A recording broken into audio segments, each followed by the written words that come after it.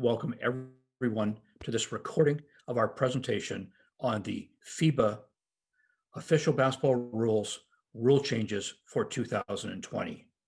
The rule changes that we're going to talk about today were effective as of October 1st, 2020. And as we've all navigated a very difficult time in the world, we're realizing how special it is to be back involved on the floor and involved in high-level competition. Let's begin our presentation. Let's have a look at a number of abbreviations that are used in all FIBA material. These are abbreviations that we encourage everybody to be familiar with as we learn to speak the language of FIBA. In today's presentation, we will focus on three: UF for unsportsmanlike foul, AOS for active shooting, and IRS for the instant replay system. The abbreviations that you see are but a small portion of the terminology that is used in FIBA materials.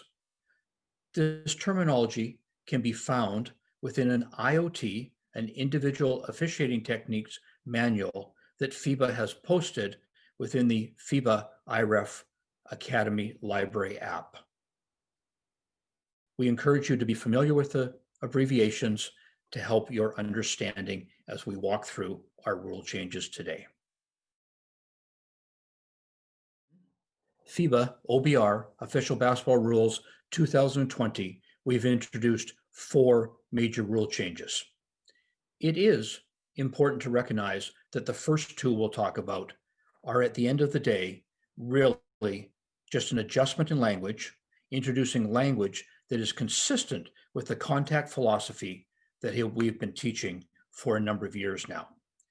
Each of the major changes are designed to improve the image and the smooth running of the game, create a better game for the players, coaches, and spectators alike.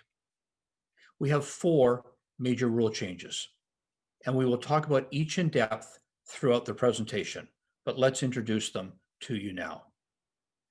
Article 15, player in the act of shooting. We introduced different definitions for a shot, a stationary shot, and for a continuous movement. And we note it is continuous movement, not continuous motion. Our second major rule change occurs in Article 33, the cylinder, and our contact principles. The cylinder of the offensive player, with or without the ball, is defined, and the rule focuses on the legal and illegal actions by the offense and defense in respect to their and their opponent's cylinders. The definition of the defensive player's cylinder is unchanged. Article 37, unsportsmanlike foul. This is specifically our open path, our UF, unsportsmanlike foul, C4, criteria 4, where the rule is clarified, eliminating any reference to offensive and defensive players. The criteria is changed to focus on requiring that a player be progressing towards the opponent's basket with an open path, no other opponent player between the progressing player, the ball in the basket, and the illegal contact occurs laterally or from behind. Our fourth major change, Article 35, the double foul rule, where we find the definition of the double foul is simplified. Our focus is on requiring that the two fouls be of the same category. As noted, we will expand during the presentation on each of these four major changes. In addition to the four major changes, we introduce four minor changes. The first involving action on the court, the other three focusing on other aspects of the game. The first minor change in Article 5 are player injured or assisted, where we bring clarity that a player who receives an assistance is treated as if injured. and we will further expand and explain this. Appendix B is adjusted to provide clarity where the head coach is disqualified when they enter the floor and do not assist the referees while a fight may be in progress or the possibility of a fight, or when a fight occurs. We identify that if the coach is disqualified in this circumstances, they will be charged with a single disqualifying foul recorded as a D2 on the score sheet. Article 49 is amended to acknowledge the true duties of the scorer and the timer because of modern equipment. We shift some duties that in the language were responsibility of the scorer or the assistant scorer, and bring clarity that the responsibility for these table officials' duties now lie with the timer. We have a change in the instant replay system language, where in Appendix F, we provide clear direction developed at the latest FIBA top competitions on how the IRS is to be used. A protocol is now found in Appendix F that helps the referees ensure that we arrive at the correct decision. Let's begin by looking at the first of our minor changes, Article 5, a player who is injured or receives assistance, and the requirement for a substitution. We introduce language that provides that a player who receives an assistance must be substituted as if they were injured. We've known that an injured player who's not able to play immediately, and we define that as approximately 15 seconds, must be substituted. In the rule changes, we introduce that if any player receives an assistance from his own team members, they must also be substituted. It's important to recognize that this assistance could be for a number of reasons. It could be, as an example, a problem with a shoe, a contact lens, a loose taping, maybe a uniform issue.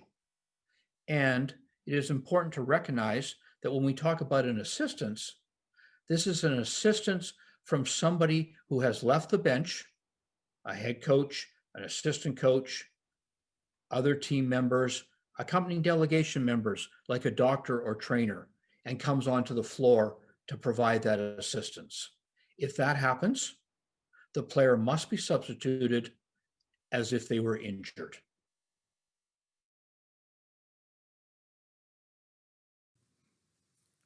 In our first video, let's look at an example of a player who receives an assistance. In each of our plays, we will use this yellow circle to identify the key player. You'll see we have a stoppage in the play, and watch what happens when the referee goes to administer the throw-in. We see the referee turn and look. Something is happening behind him. We see a trainer has come onto the floor and is addressing a problem with the loose taping. When he is done, let's look at the curious look on the player's face. Something is happening behind him. A referee has called for a substitution. As this player has received an assistance, they must be replaced. This is a correct decision under the new rule. In addition, we find a consequential language amendment occurs within Article 44, correctable error, flowing from our change in the player injury and assistance rule. We note that if a player who is injured and leaves the game, if there's a correctable error, it will be their substitute that will participate in the correction of the error. We now add language that if the player leaves the floor because of an assistance and is unable to continue, that it is the substitute that must participate in the correction of the error. A very simple and logical change flowing out of our adjustment in the player injury and assistance rule. Let's look at the first of our major rule changes, Article 15, active shooting, or the AOS. The rule change is intended to improve players, coaches, and referees' understanding of whether a foul occurs in the act of shooting or not. We introduce concepts that are consistent with how the game is played, there being three types of active shooting: a shot, or a shot within continuous movement, and we break down the shot in a continuous movement to two parts: a drive to the basket or a moving shot. In every play, we should be able to identify if the act of shooting was in a shot, a drive to the basket, or moving shot. What this does is it will require our referees to have basketball knowledge, focus our referee training on basketball knowledge to understand player shooting techniques, much more than just rule knowledge, but a greater understanding of the game itself. Let's break down these principles into further details as we move forward to our next slide. Let's focus on a player in the act of shooting with a shot. We define this as a stationary shot. So our example is the classic jump shot. So our player is not progressing, not moving, whether through running without the ball or dribbling. We're talking about a player stationary moving towards a shot. Whenever we talk about our active shooting rule, the two critical things for us to understand are when the shot begins and when the shot ends. Let's focus on when the shot begins. So on a stationary shot, the shot begins on the upward movement towards the shooting position and the basket. So the upward movement of the ball towards the opponent's basket. So not side to side movement, but the upward movement. And the instant the ball starts to move upward, as long as we continue towards the shooting position and the opponent's basket, we have begun the act of shooting. The end of the act of shooting occurs when the ball has left the player's hands, or if the shooter is airborne, when both feet have returned to the floor. A player who passes off after being fouled is no longer in the act of shooting. Let's move to some videos that will provide us examples of a player in the act of shooting, a shot, a stationary shot.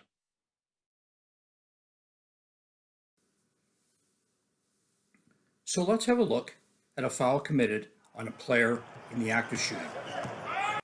Here's our key player. Let's come back and talk when we get to the replays. Can you identify when the act of shooting begins?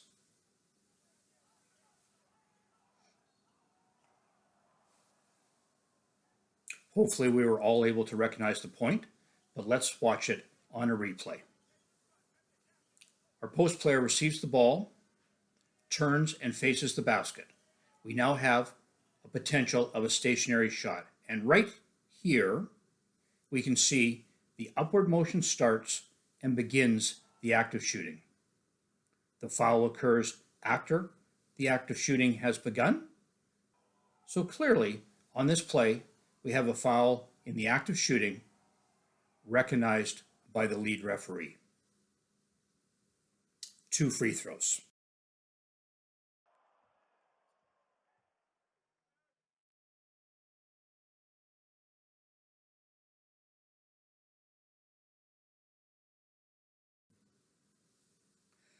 Let's now look at a foul committed on a player before the act of shooting has begun. Here's our key player, and once again, we will get an excellent look on the replays.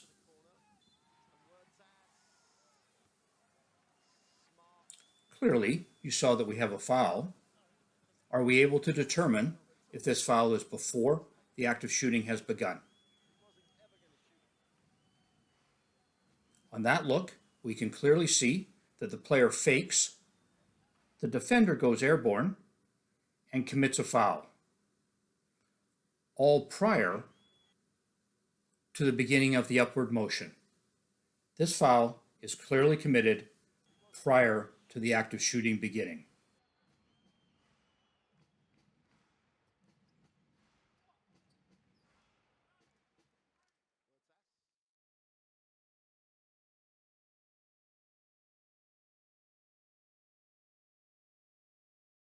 Let's move to a third video.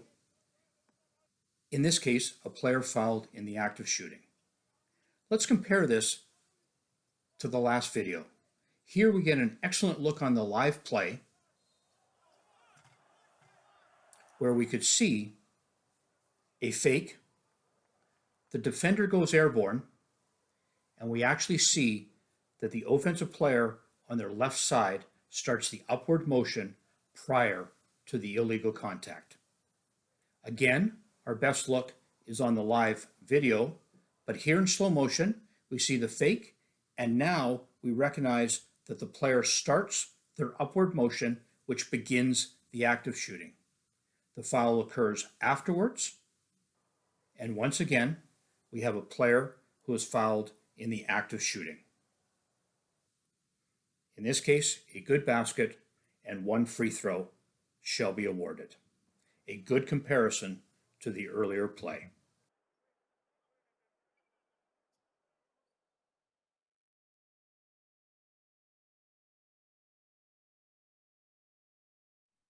So the videos we've looked at have focused on a stationary shot. As we look at the second part of the new rule, we will focus on our new definition, continuous movement, and break it down into the two parts, a drive to the basket or a moving shot. In both situations, the player will catch the ball when progressing, simply running towards the basket, or when the player completes their dribble. If they gather the ball and continue to a shooting motion without stopping, the act of shooting will have begun as soon as the ball comes to rest in the hand or the hands of the player. We call this the gather. So once the ball comes to rest in the hand or the hands of the player, whether upon completion of a dribble or while progressing, as long as they continue to the shooting motion without stopping, the act of shooting has begun. The act of shooting, similarly to our stationary shot, ends when the ball has left the player's hands, and in the case of an airborne shooter, both feet have returned to the floor. And we once again note that if the player passes off after being fouled, they are no longer in the act of shooting. It's important to remember that a moving shot can change to a stationary shot if a player who's moving stops. Maybe the first motion is a fake and they bring themselves to a stop. If they reset, they now transfer to a stationary position, and we need to focus on the act of shooting beginning as we talked about for a stationary shot. Let's move to another series of 3 videos having a look at examples of moving shots. Let's begin with an example of a drive to the basket. And here's our key player. You will see that they are progressing, running without the ball. They receive a pass and immediately take the ball to the basket. So our keys are, we need to identify when the ball comes to rest in their hand. This will be the point that the act of shooting begins. Here, you can see that the player catches the ball, the act of shooting begins. They continue with the shooting motion to the basket, they're subsequently fouled, and therefore this player is fouled in the act of shooting. Good basket, 1 free throw.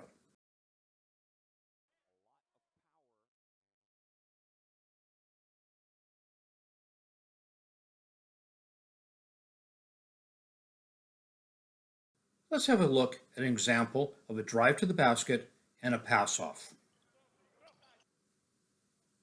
Let's remember our keys. If the foul occurs after the act of shooting has begun, but the player decides to pass off, they are no longer in the act of shooting. Do we see the referee immediately recognizing the pass off? In that look, we get a good look at the pass off, but let's recognize our keys. Ball comes to rest in the player's hands. The act of shooting begins. The foul occurs almost simultaneously. However, after the act of shooting begins, the player passes off and they are no longer a player in the act of shooting. An excellent example of a pass off.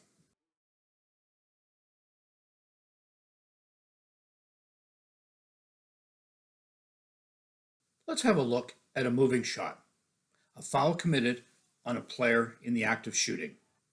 Our key player here along the baseline will receive a pass and begin moving towards the basket. They will then go into a moving shot. Our keys will be to determine, does the ball come to rest in their hands prior to being fouled? On that look, were you able to recognize that the ball had come to rest in their hands prior to the foul? On our replay, we see that the ball comes to rest here. They have begun the act of shooting. The foul occurs after the act of shooting begins. Therefore, this is a moving shot, player fouled in the act of shooting, resulting in 2 free throws. An excellent demonstration of our moving shot principles.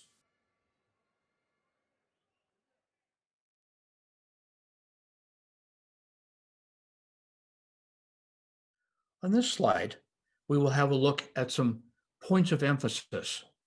So some activity for referees to understand the act of shooting. It is important for our referees to know the basketball language and the different types of shots. We need to be able to identify in each play whether it has been a shot, a drive to the basket, or a moving shot.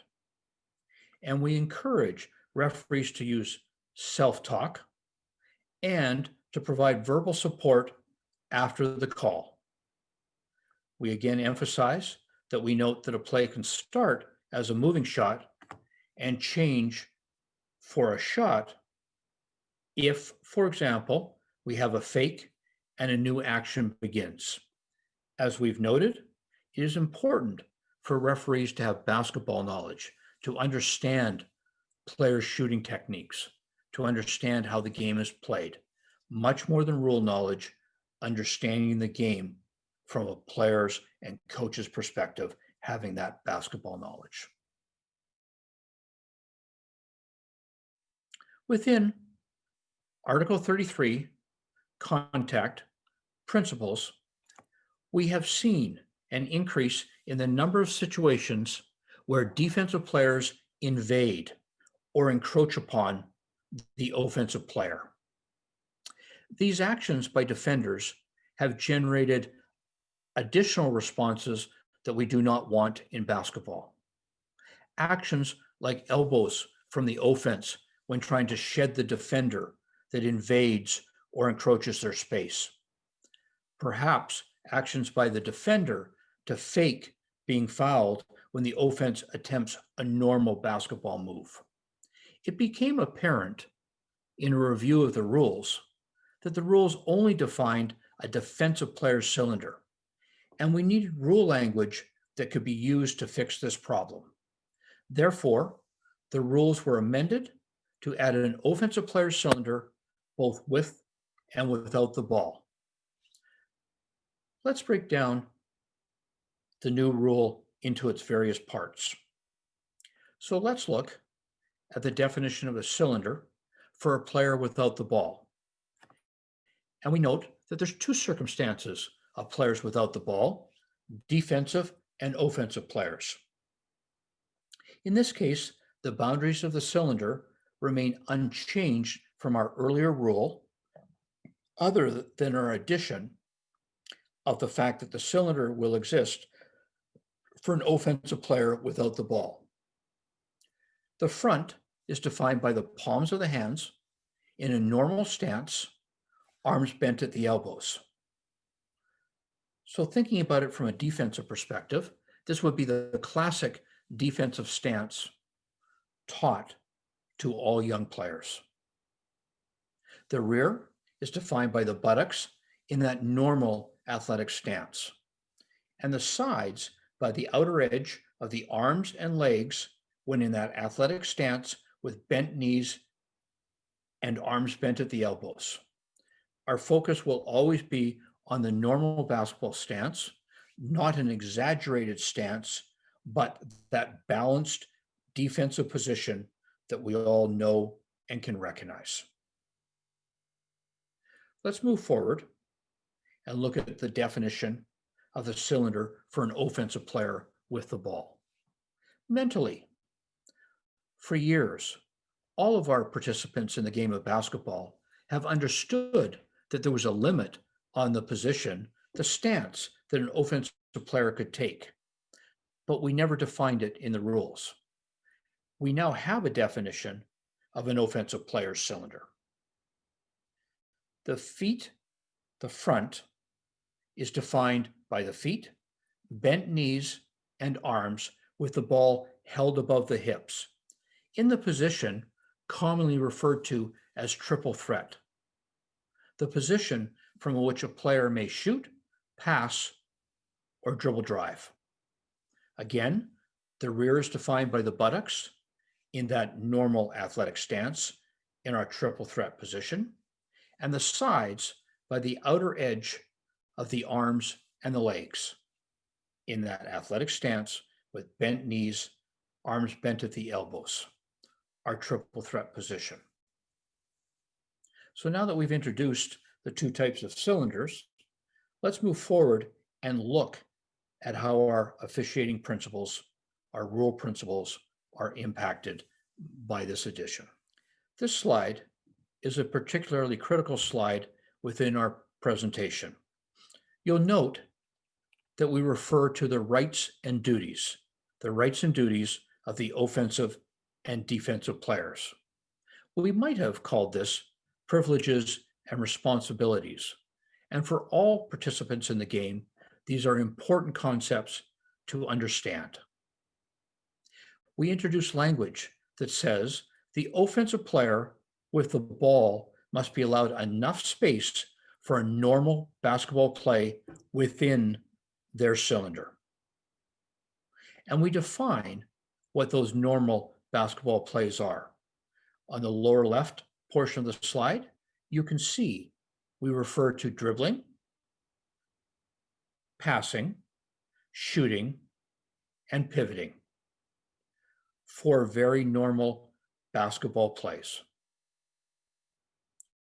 In terms of defining our cylinders and determining which player has encroached, which player has invaded into the opponent's cylinder, we will look for whether the forearms are vertical or horizontal, the forearms of the offensive player. On our slide, you'll note that we have used a green thumbs up for good and a red thumbs up as a warning, as a flag. So when the ball is moved side to side, we will look, is it moved side to side high or low, or is it moved at the chest level? And again, we identify the high and the low side to side with the green thumbs up, and at the chest level with the red thumbs down, indicating a flag or a warning. As a general principle, when shifting the ball side to side, if the forearms are more vertical than horizontal and illegal contact occurs, the defense is at greater risk for having encroached, invaded into the offensive player's cylinder. However, when the ball is shifted side to side, if the forearms are more horizontal than vertical, particularly with the ball at chest level, the offense is at greater risk. As we move forward, we'll expand on these principles and break them down further. These are general principles and guidelines, concepts that may take some time for all of us to recognize in the game, but we note that these concepts are entirely consistent with the philosophy that has been taught for many years. So while this is a change, it truly is a clarification, bringing further clarification, further information to our contact principles to ensure that we have a balanced game between offense and defense. So our principles are relatively simple. The defense may not enter the cylinder of the offensive player with the ball and illegally contact the offensive player when the offense is attempting a normal basketball play. We say that the defense may not belly up or use the lower part of the body or arms to encroach into the offensive player's cylinder and cause an illegal contact. The defense may not invade the vertical cylinder of the offensive player and make illegal contact when the offense is attempting a normal basketball play. We place restrictions on the offense that the offense may not spread their legs or arms outside the cylinder and cause illegal contact with an opponent in an attempt to gain additional space to clear out the defense. In our principles, we ask the question, which player encroaches or invades the opponent's cylinder? And it will be important that we are able to identify the first illegal action and call the personal foul, particularly if that illegal action involves the defense leaving their cylinder, invading the offensive cylinder, and creating illegal contact. If we have a look at the pictures at the bottom of the slide, on the left, we identify an illegal action by the defense. Our red line identifies the limit to the cylinder, and you can see that the defense has actually come out of their legal cylinder, has invaded, bellied up into the offensive player's cylinder. They've come right over their leg. That offensive player has a right to be vertical over their right hip. And on the left hand or on the right hand side of the slide, you can see the offensive player has done exactly that. They have stood up vertical within their cylinder, a legal action by the offense. And in this case, the defense is responsible for the contact, for that invasion, for that encroachment into the cylinder. Let's have a look at a video that demonstrates this principle for us further. Let's look at an example of illegal defense. A defensive player who leaves their cylinder and makes illegal contact by invading, encroaching into the offensive player's cylinder. Watch the live play, and we'll come back and talk during the replay.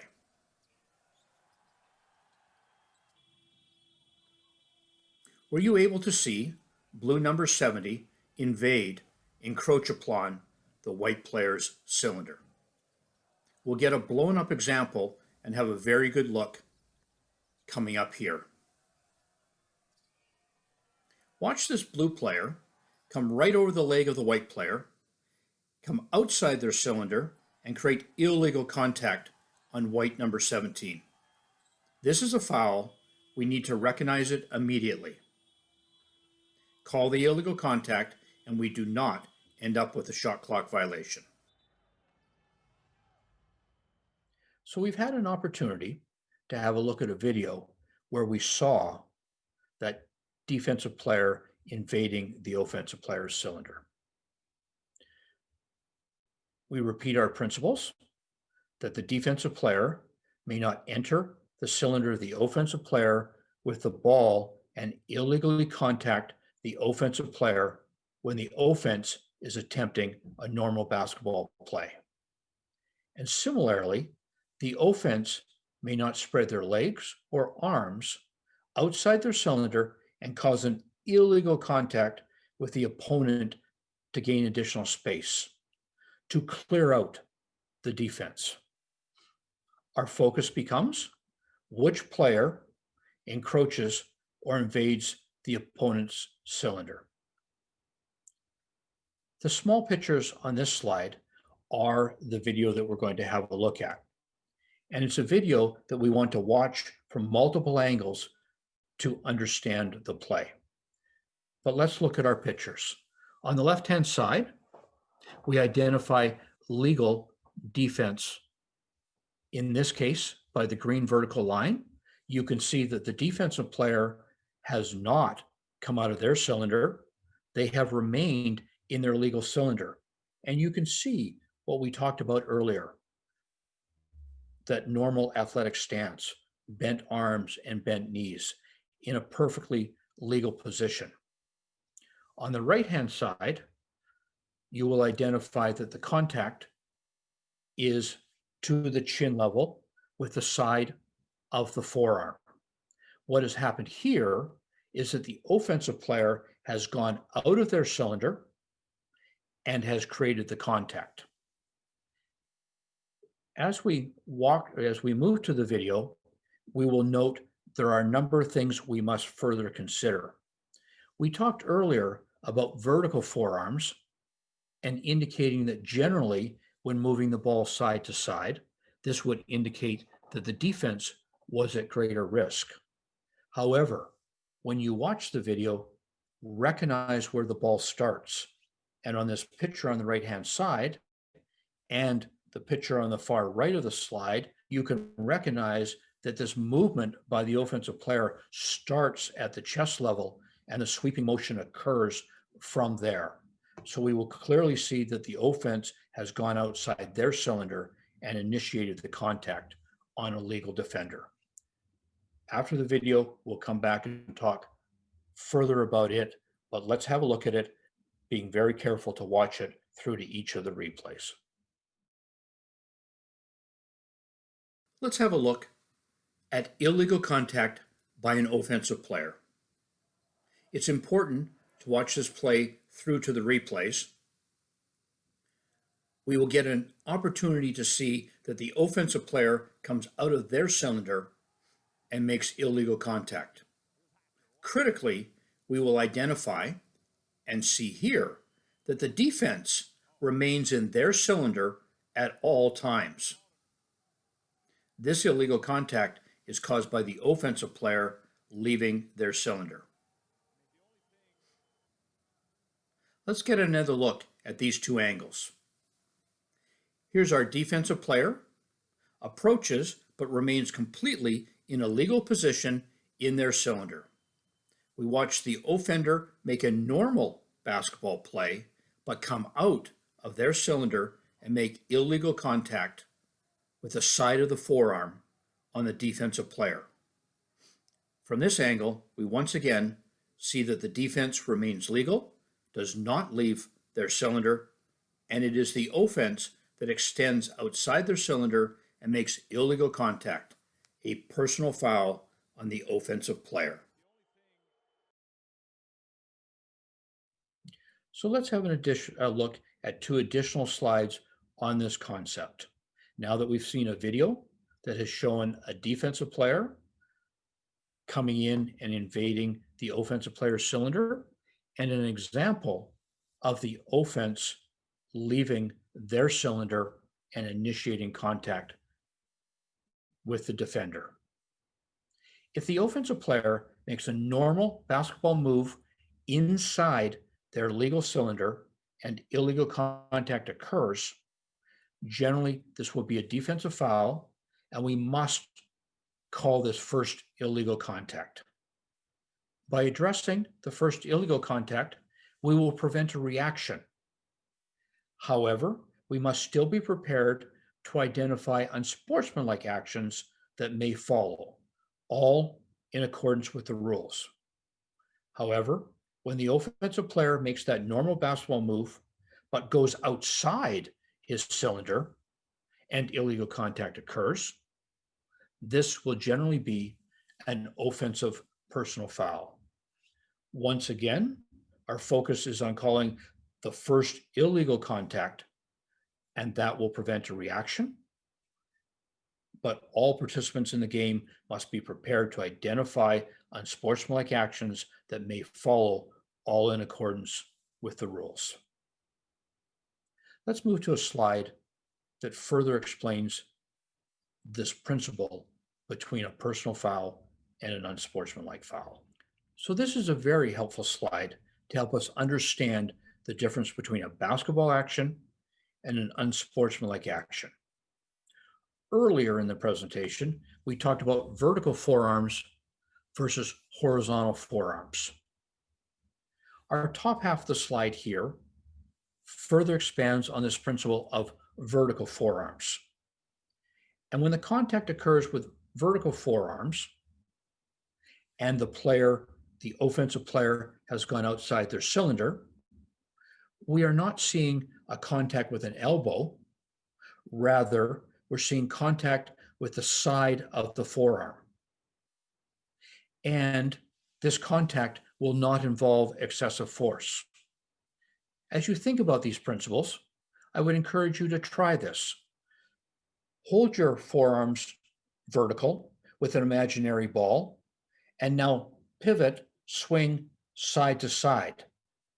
You will find that that is a normal basketball action, and if contact were to occur, it will occur with the side of the forearm, not the action, not the elbow, and will generally not be with an excessive force. However, with your imaginary ball, hold it at chest level with your forearms horizontal. And now, when we swing side to side, we will note that this contact is with the elbow, is not part of a normal basketball action, and may involve excessive force. This is an excellent example of why we encourage and teach our referees basketball knowledge to understand the difference between a basketball play and a non-basketball play, and help to understand if the contact may involve excessive force, which will raise it from the level of a personal foul to an unsportsmanlike foul. In the video we witnessed, we saw an example of a personal foul because we saw that that action was part of a normal basketball play, the player attempting to move the ball side to side. However, they had come out of their cylinder and caused contact with the side of the forearm. Let's shift our focus and look at our third major rule change. Article 35, the double foul. This change simplifies the rule, and we move away from complexities that were introduced in 2018. We generally return the rule to previous concepts.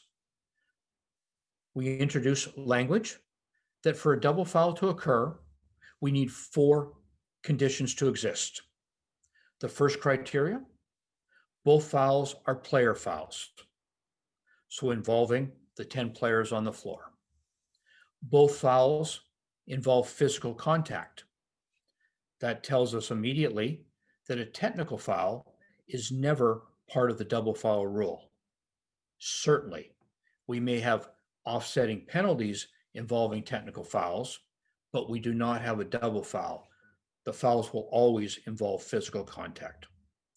Both fouls are the same 2 opponents fouling each other, and both fouls are the same category. And we define the categories as personal, or our second category is unsportsmanlike or disqualifying. So unsportsmanlike or disqualifying fouls are one category, and personal fouls are the other category. There's no longer any concern whether one of the fouls is a team control foul or if either team is in the penalty. We merely look for the four criteria. Both fouls are player fouls. Both fouls involve physical contact. Both fouls involve the same two opponents, and they're of the same category, personal or unsportsmanlike or disqualifying.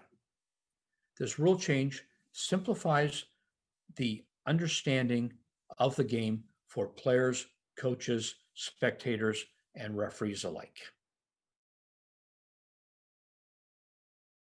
Let's look at an example of a double foul where both fouls are personal fouls. Here, we identify the two key players, but the action occurs at the other end of the floor. Are you able to identify all four criteria?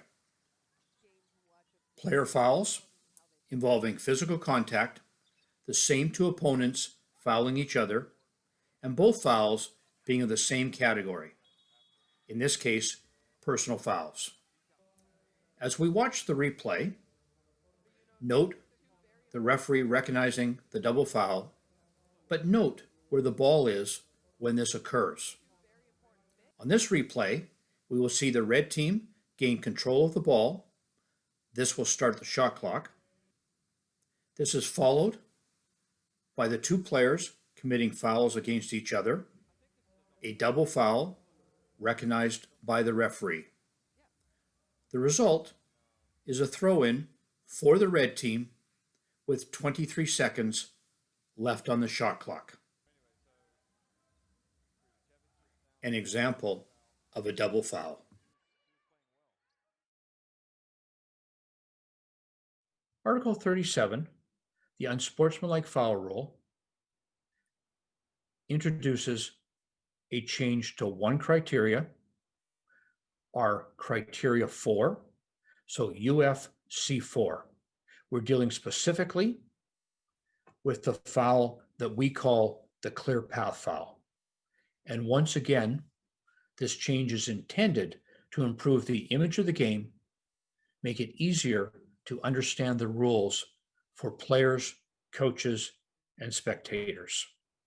The rule change simplifies the game, and we no longer need to concern ourselves as to which team has control of the ball or if team control has changed. We need three criteria to be present to have a UFC4 or the open path foul called. Firstly, that there's no other opponent player between the progressing player, the ball, and the opponent's basket.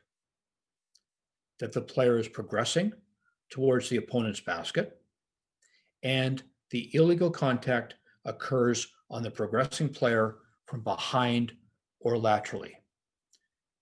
It's important to recognize that when the rule was written, the language used was no other player between the progressing player, the ball, and the opponent's basket. Within the Aubrey, the Official Basketball Rules Interpretations 2020, we've added language to clarify that the reference should be read as no other opponent player between the progressing player, the ball, and the opponent's basket.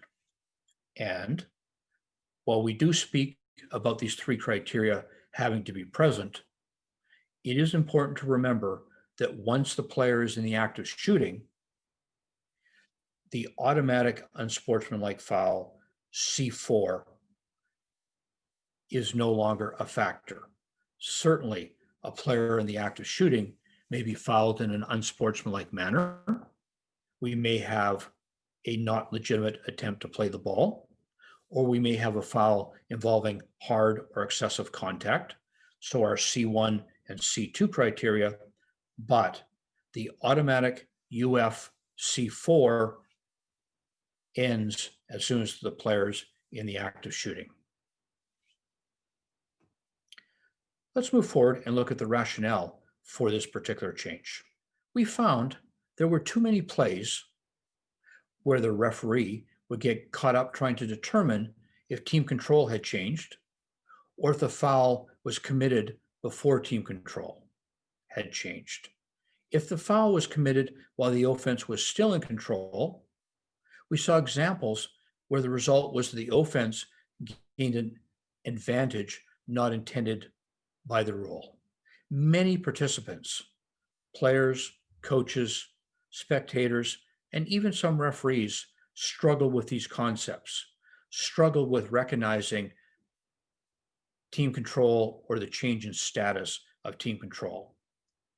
So our new language removes the requirement to identify offensive and defensive players. It's no longer relevant whether the player has control of the ball. We merely look for our criteria. We look to see that we have a progressing player with an open path to the opponent's basket with no other opponent between the progressing player and the ball in the basket, and the contact occurs laterally or behind. Our example video that we will move to now provides an excellent demonstration of these new concepts, where we will simply look for those three criteria: progressing player with no other opponent between the ball and the basket, and illegal contact, even if a normal basketball play, that occurs laterally or from behind. Let's move to our video. Let's look at an example of an unsportsmanlike foul, criteria 4, an open path foul. We will see a number of replays, and we will talk throughout those replays. Let's find the necessary criteria of the open path foul. Do we have a player progressing towards the basket with no other opponent player between themselves, the ball in the basket, and do we have illegal contact laterally or from behind? In this case, we see that all of the criteria exist. We have an unsportsmanlike foul, our clear path foul, a UF C4. Under the new rule, this is a correct decision, an automatic unsportsmanlike foul, criteria 4. Let's take just a minute to look at a slide that explains one of our minor rule changes, Article 49, timer's duties. We're not going to spend time in the presentation reviewing this. This is activity that involves the table officials and occurs off the court. We're going to encourage participants to do a little self-study and to understand these changes, recognizing that they're consistent with how the table officials have operated for a number of years, merely transferring duties from the scorer and the assistant scorer in rulebook language to the timer. In a similar way, we have a change to Appendix B, the score sheet. Again, we have a small change in Appendix B, the score sheet, where we have clarified to make it easier to understand how when a coach is disqualified because of active involvement in a fighting situation or coming onto the floor and not assisting the referees, that coach will be disqualified and charged with a single disqualifying foul recorded as a D2. This slide and the slide that follows further expands these principles so that we can all understand how this situation will be penalized if it involves other individuals like the first assistant coach or others that come onto the floor and either do not assist the referees or actively participate in the fight. Let's look at a similar slide that further expands these principles. So once again, we will encourage all of our participants to have a look at this slide. This expands the principles that we've talked about, adding circumstances where substitutes or excluded players come onto the floor, and We still have that single foul charged to the head coach. However, if they participate, each of those individuals results in a disqualifying foul that is penalized with 2 free throws and possession. A complex concept, certainly a circumstance that we don't want to see in the games, but we need rules to cover it. And you can look at within the rule book, get a better feel, come back to these slides, and they will clearly explain for you how these circumstances will be penalized in the game. Let's have a look at Appendix F, the instant replay system.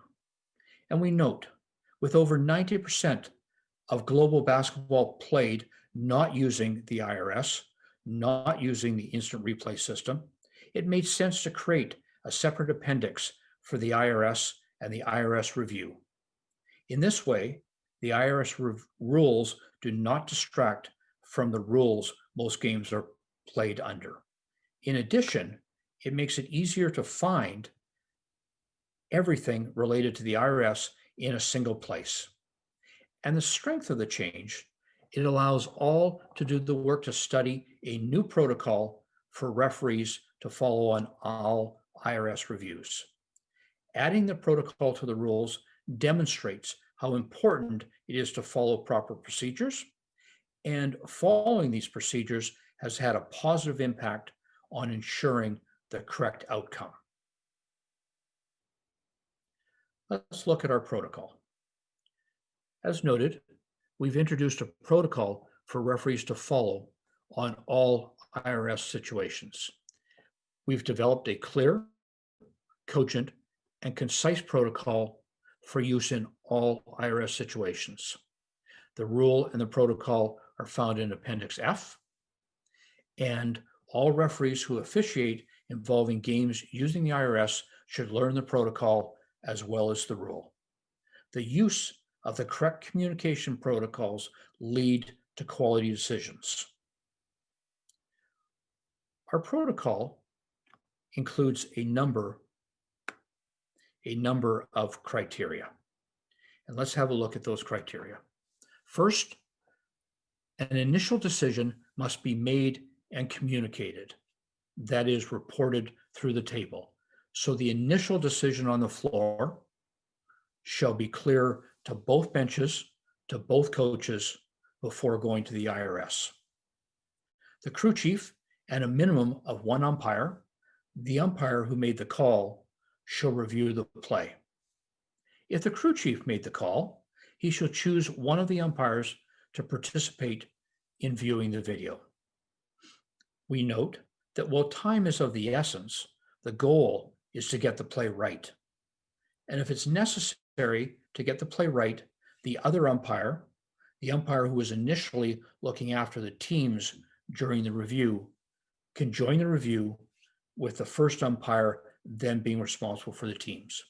In this way, all three referees review the play, and this should be done when necessary to get the play right, when the crew chief determines a third opinion is required.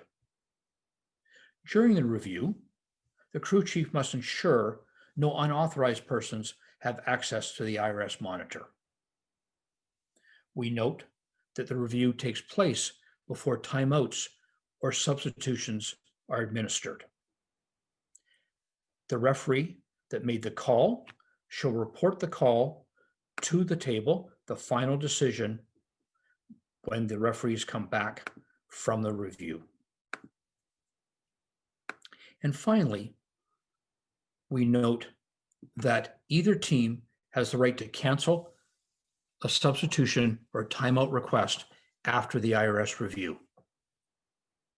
We do note that the initial decision of the referees can be corrected only if the IRS review provides the referees with clear and conclusive visual evidence for a correction.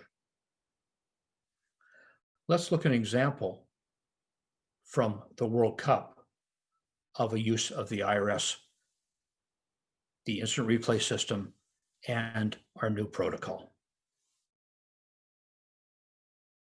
Let's look at a video that demonstrates our protocol for the instant replay system. Here's our calling official. Let's watch them through to the reporting sequence.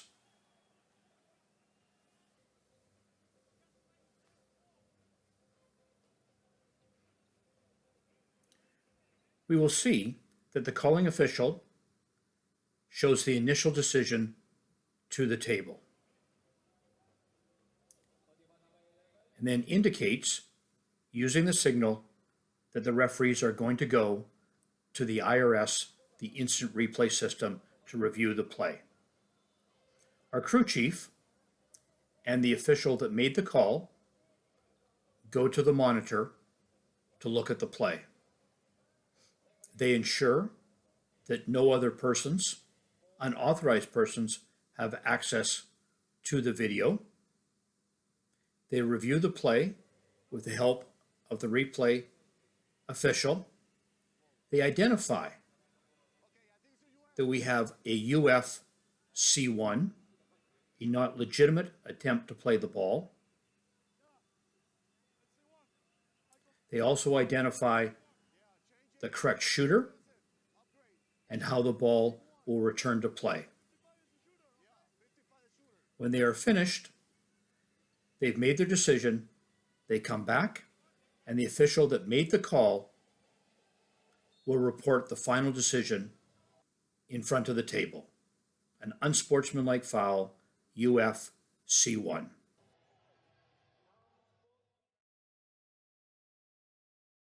That concludes our presentation today. And in summary, we've had an opportunity to look at the FIBA 2020 official basketball rules rule changes that were effective as of October 1st, 2020. In addition, FIBA has published the AUBRI, the official basketball rules interpretations, published in late September, that provides clarity, provides place situations for all of these changes. Today, we've spoken about 4 major changes and 4 minor changes. We note with our major changes, the first 2 are adjustments in language to be consistent with the contact philosophy that has been taught for the last number of years. Each of the major changes are designed to make the game more dynamic. They improve the image and smooth running of the game. The first, Article 15, player in the act of shooting, we introduce different definitions for a shot and for a continuous movement, noting it's movement and not motion. And within continuous movement, we have a drive to the basket and a moving shot. Within Article 33, our cylinder principle, we introduce a cylinder for an offensive player with or without the ball. This helps us to understand which player is responsible for illegal contact, and we use our language of the identifying which opponent invades or encroaches upon the opponent's cylinder. And we note that the definition of the defensive player's cylinder remains unchanged. Our third major change, Article 37, the unsportsmanlike foul, our open path rule, our UFC4. The rule is clarified, eliminating any reference to offensive and defensive players. Our criteria is changed to require a progressing player with an open path to the basket, no other opponent player between the ball and the basket, and the illegal contact being laterally or behind. Our fourth major change, our double foul. The definition of the double foul is simplified, focusing on requiring that the 2 fouls be of the same category. So player fouls involving contact, the same 2 opponents, and of the same category, either a personal foul or an unsportsmanlike or disqualifying foul. And our 4 minor changes, the one that impacts the game the most is Article 5, bringing clarity that a player who receives an assistance is treated as if they're injured. Our focus is on understanding that the assistance is provided by somebody who has left the bench and come onto the floor to provide that assistance. Our last 3 Minor changes are all things that we encourage our participants to study and understand further. Certainly within Appendix B, we bring the clarity where the head coach is disqualified when a fight occurs.